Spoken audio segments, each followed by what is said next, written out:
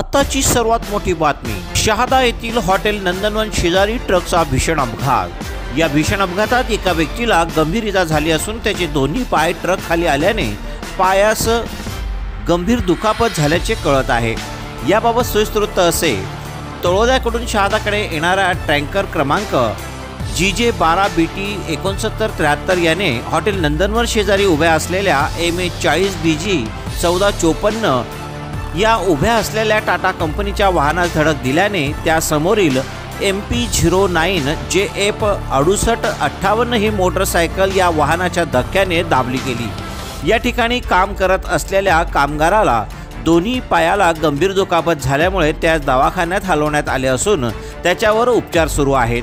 दरम्यान धडक देणारा टँकर हा पळून जाण्याच्या तयारीत असता त्यास इंडियन ऑइल पेट्रोल पंपाजवळ नागरिकांनी पकडून टँकरच्या ड्रायव्हरला पोलिसांच्या स्वाधीन केले आहे।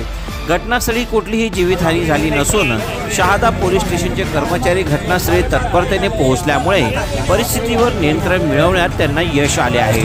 पुढील तपास शहादा पोलीस स्टेशनचे पोलीस कर्मचारी करीत आहेत।